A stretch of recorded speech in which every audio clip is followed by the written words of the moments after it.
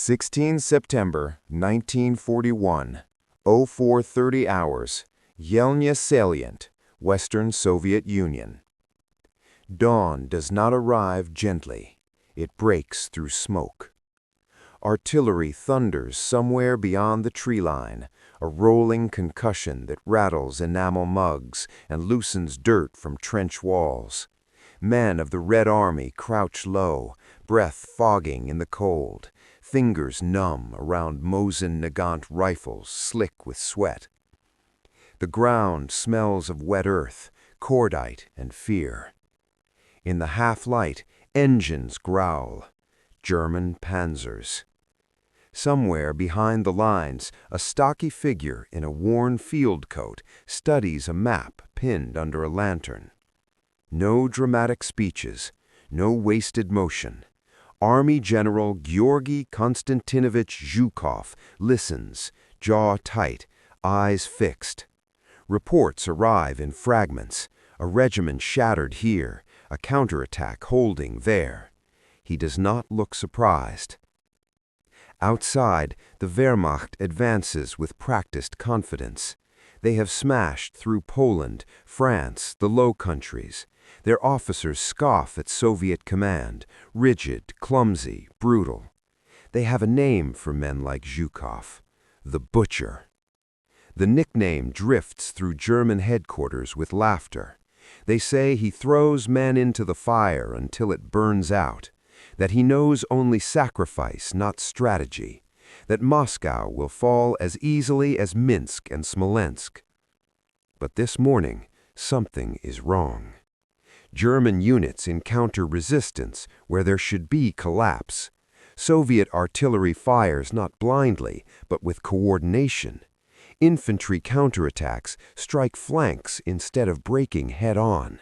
The advance slows, then halts. In the lantern-lit command post, Zhukov taps the map once, then again. Orders go out, precise, unforgiving, relentless. This is not desperation. This is preparation. And as the sun rises over the battered fields of Yelnya, the German timetable, so carefully calculated, begins to slip. No one on either side yet understands what this moment will become. But the war has just found its answer. 23 November 1942, 1600 hours. Kalak-on-Don, southern Russia. Snow drifts across the steppe, thin and deceptive, masking the churned scars of tank tracks beneath it. Soviet T-34s roll forward in columns, engines roaring like beasts finally unleashed. Red flares crack the gray sky. This time, the attack comes from both sides. German 6th Army radios sputter with confusion. Panzer units report Soviet armor where maps insist there should be nothing. Infantry divisions dig in, then realize too late they are digging inward, not out. The trap closes with a metallic certainty, steel meeting steel. At headquarters, Zhukov stands silent as reports confirm what he has engineered. Operation Uranus is no gamble, it is geometry. Weak Axis flanks identified, reserves hidden, timing exact to the hour. Outside Stalingrad, the Wehrmacht is encircled. Inside the pocket, General Friedrich Paulus requests permission to break out. The answer from Berlin is immediate and final. Hold. The Luftwaffe promises supply by air. It cannot deliver. Ammunition dwindles. Fuel freezes. Horses are slaughtered for meat. Frostbite claims fingers faster than bullets. The Volga wind cuts through ruined factories where men fight room to room, floor to floor, sometimes for weeks over the same stairwell. Zhukov does not flinch at the casualty reports. He reads them, absorbs them, moves on. Every sacrifice feeds the larger design. German officers whisper his nickname again, the Butcher, but the laughter is gone. Now it sounds like fear. As winter tightens its grip, Soviet artillery lines the horizon, thousands of guns aimed inward. The order is prepared. When it comes, there will be no escape, no relief, no negotiation, only collapse. And in Berlin, for the first time, Hitler listens in silence. 5 July 1943, 02:30 hours, Kursk salient, Western Russia.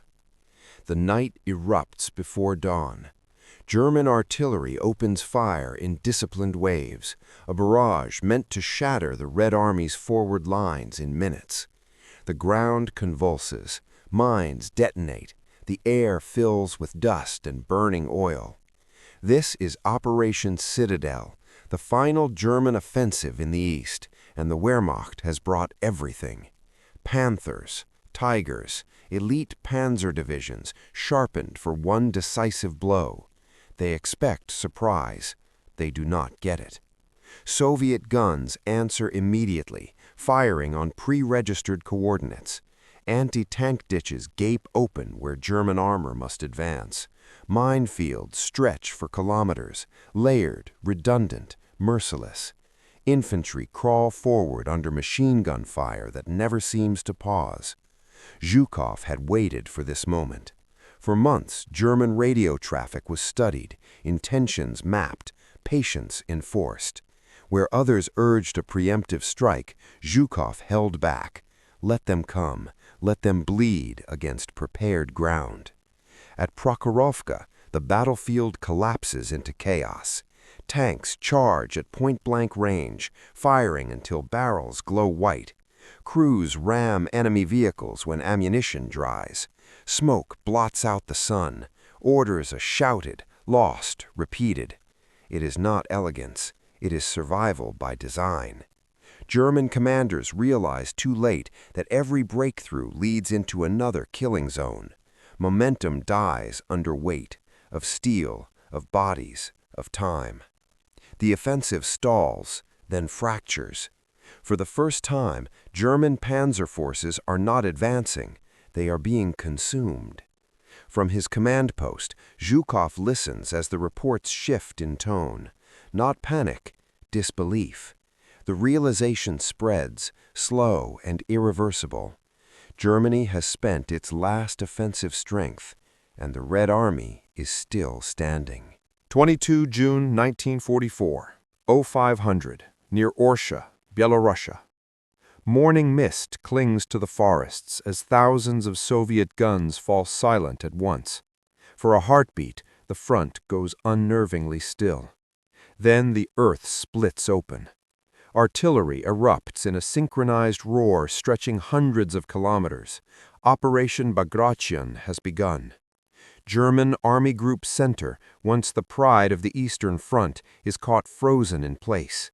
Command posts vanish in firestorms, communications collapse, roads choke with retreating columns that never receive the order to retreat.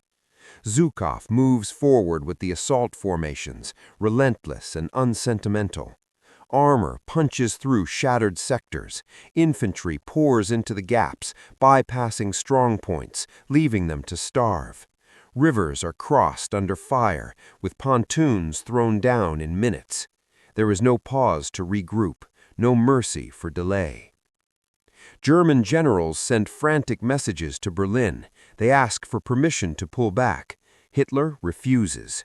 He orders cities held as fortresses, divisions anchored to ground already lost. The result is annihilation. Entire German corps disappear from the map. By summer's end, Soviet forces reach the Vistula. Poland opens before them. The Red Army is no longer fighting to survive. It is advancing to finish the war.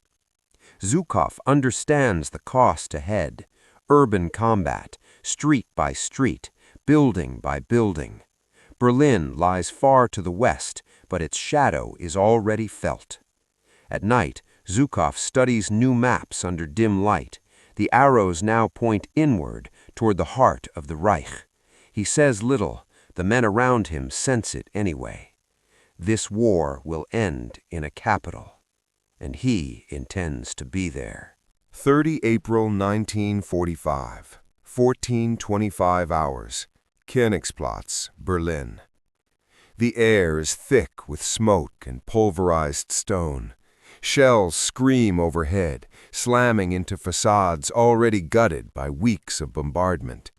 Soviet infantry press forward in short, violent bursts, darting from crater to crater beneath the looming silhouette of the Reichstag. Machine gun fire rips from shattered windows. Snipers haunt the upper floors. Every step forward costs blood. Zhukov's headquarters is close now, dangerously close. He listens as regiments report meters gained, stairwells taken, resistance hardening. This is not maneuver warfare. This is the final reckoning, the last fortress. Inside the building, combat dissolves into fragments. Grenades roll across marble floors. Bayonets flash in smoke-filled corridors. Men fight in darkness, shouting over the roar, sometimes unable to tell friend from enemy until it is too late. Outside, artillery pounds the structure without pause. Each impact sends tremors through the city's bones. Then, near the roof, a red banner appears, briefly swallowed by smoke, then visible again. Soviet soldiers secure it to the stone as bullets snap past their hands. The symbol is unmistakable. In the ruins below, the firing begins to thin. German resistance collapses in pockets, then stops. Somewhere underground, the Third Reich has already ended. Zhukov does not celebrate. He stands still, absorbing the reports, the losses, the weight of it all. The man once mocked as crude and reckless has done what no other commander could. He broke Hitler's army. He took Berlin. The Butcher's War is over.